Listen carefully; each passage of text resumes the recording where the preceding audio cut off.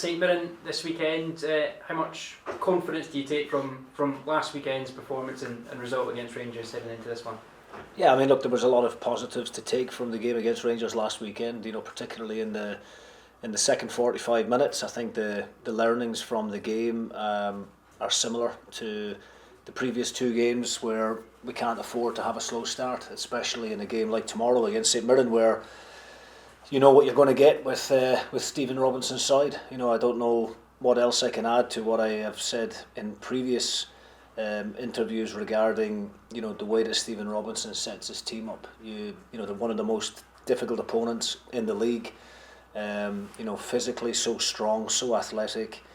Everyone has a real understanding of what the manager is asking them to do, and it's really important that we don't get off to a slow start tomorrow, because if we do, then we'll find ourselves in a similar situation to that of the previous three games, which is us trying to chase the game. And so we've talked long and hard about that this week. There's nothing that we can do from a coach's perspective in terms of the players starting on the front foot. The message is clear before the game of how we want to approach it.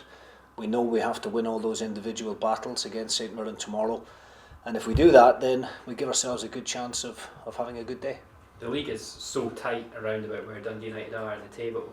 I know it's still early in the season, but is that something that you're at all conscious of in terms of the next few weeks could decide whether you're up in the European places or maybe even right down and above the relegation zone? Yeah, I mean, look, I think I tend not to focus too much on the positioning in the league table at this early stage. I think it's a little bit false at the moment. It's when you get to the middle part of the season, into January, February time, that's when the league table tends to start to take shape. But at this early stage, there's only a few points separating the top half teams from the bottom half teams, and it's far too early to say where teams are going to finish up. So I don't think that's a priority right now, focusing on position in the league table. It's more the priority is geared around consistency in our performances, not worrying about what other teams are doing, focus on what we can do and how we can impact games. And that's something that we have done well throughout the course of the season. We just haven't done it consistently well enough, and that's what we're striving to do. So many new faces came in over the summer. We were speaking to one just a little bit earlier. How would you assess the impact that the new signings have made so far this season? Well, I think it's been hugely positive. I think everybody that I speak to, that's got an allegiance to Dundee United are all, very positive about the recruitment that we've done. I think they can all see what the strategy has been in the summer in terms of trying to reduce the age of the squad, trying to sign players with a bit more athleticism and a bit more speed. And of course, we want these players to be successful at Dundee United, but, the business model is geared around having tangible assets within the squad. We've got the youngest squad in the league this year. When you look at when I first came to the club, we probably had one of the older groups. So I think I think the recruitment has been excellent. I'm delighted with the way that the players have settled in. I think given the age of the squad and the inexperience that's within it, sometimes you can justify for the mistakes that we've made at latter stages of games, and the not having that experience to manage those moments. And that's something that young players will learn from and will only get better at, and I think we'll gradually see that improve over the course of the campaign. Speaking to Kucherenko just a few minutes ago, he seems a very driven character, got a lot of personal ambitions as well for where he would like to go in his career. Is that something that you kind of noticed in maybe him and the other players that brought into the club? Do you feel that they're really driven, this group? Yeah, I mean, when you're signing young players the way that we are, you want them to have a bit of hunger and you want them to be ambitious. We want them to stay at Dundee United for a number of years and bring success to this club, but we don't want them just to be satisfied playing at this level. We want them to have dreams of playing at the highest possible level, and whether that's the English Premier League or some of the big leagues in Europe, then that's a positive for us. If these players can come in and give good quality service to Dundee United, and at the end of that they move on to to life-changing opportunities, then there's nobody from Dundee United that's going to have a negative thing to say about that. That would be progress as far as we're concerned. That is the way that we're trying to run the business now going forward, is trying to sign good young ambitious players that have still got room for development, and it's my job as manager to get the best out of them. You've obviously managed a few different clubs. How when you look at this group, do you think this group is potentially the most maybe ambitious or driven group that you've worked with? No, I mean, look, I think each group of players that I've worked with, both here at Dundee United and at my previous clubs, have all had, I've got lots of positive things to say about each group. They're all different in their own different ways, but I focus on the here and now, and this group of players is a fantastic one to work with. The attitude and the professionalism and the standards that they set every day in training is all you can ask for as a manager. We've got real competition for places now. We're starting to get the group back. It's a lot healthier looking now than what it was maybe a couple of months ago, and with that you get real competition for places. So we're in a really good place. They're learning all the time. They're desperate to improve and desperate to get better, and that relationship between them and the supporters is growing all the time as well. I think they love being here at Dundee United. They love playing for this club, and they want to represent the jersey, and they want to give the supporters a team to be proud of. And I think as I said, with young players, that will continue to improve, and if we can continue to move forward, then we'll put ourselves in a strong position come the end of the season. And just finally on Kucherenko's comments, he was talking about his own international ambitions. He's talked about the other players who've got called up to internationally, his teammates, and how that's kind of made him extra motivated. Has that helped the international call-ups that players have received? Has it kind of dangled that carrot in front of everyone to say, right, well, I want that for my country? Yeah, I mean, I've signed players. That's been part of the discussion.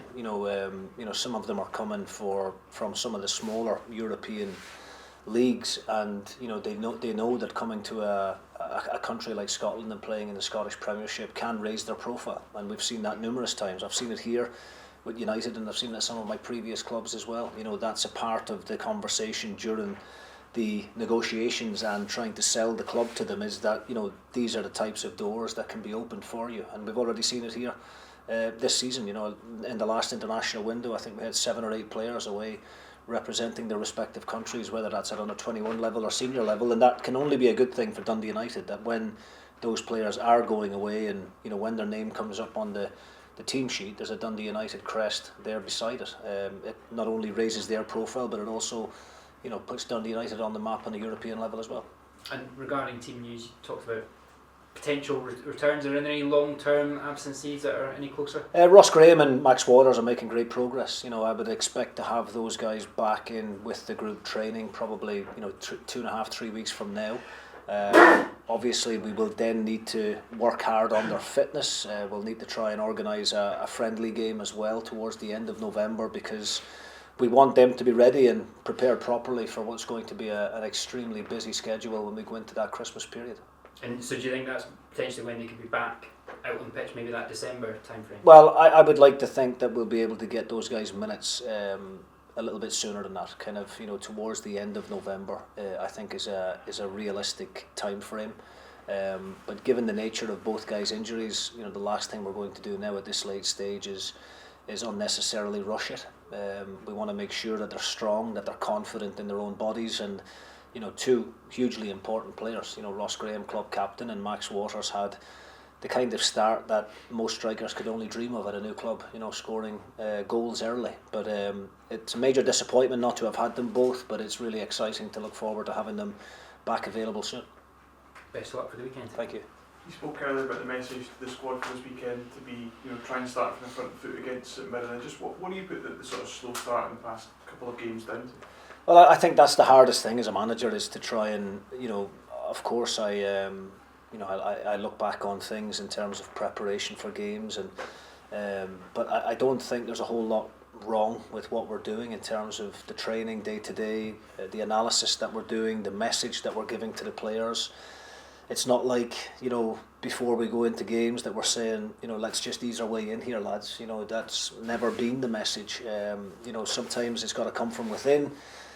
Mentally, you've got to be prepared. I think the players now, I hope at this stage of the season, having played 8 or 9 games up to now, understand what the Scottish Premiership is all about. You cannot afford to have slow starts and give the opposition any encouragement, especially an opponent like St Mirren tomorrow. They will come flying out of the traps of us tomorrow. They'll get the ball forward early. 2 really aggressive number 9s in Mandron and Ayunga, which I expect to start. And then you've got probably one of the most physical and athletic midfield 3 in there as well, competing for second ball. So there's some key areas tomorrow that we need to win battles within, and we certainly cannot afford to give a team like St Mirren any confidence early on and any encouragement. So that's been the message all week. Prepare for a battle, and be competitive, be aggressive, and if we do that, then we'll give ourselves a good chance. Does it give you confidence, especially the way the team have come back into those games, even with the slow starts, especially against Rangers, to get those 2 goals, that if you can get that faster start, maybe get the first goal, you can put together a really complete performance? Yeah, definitely. I mean, that's what we're hoping for. We want to play consistently well over 90 minutes, week after week after week. And unfortunately, in recent games, we haven't quite done that. But what the team have shown is great character, particularly in the last couple of games.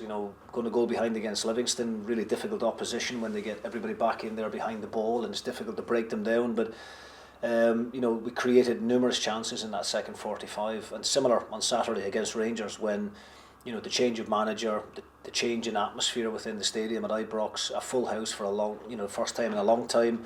It would have been easy in that opening 45 minutes for the team to crumble and to go under, but they certainly didn't do that. And I've seen those positive character elements throughout the course of the campaign, and no more so in Europe against a really good Rapid Vienna team where we played in a really hostile environment away from home and came back with a positive result. So there's no question about the character. They're a fantastic group of players, individually as players, technically very good, but in terms of characters and what they bring to the training every day, I couldn't really ask for any more.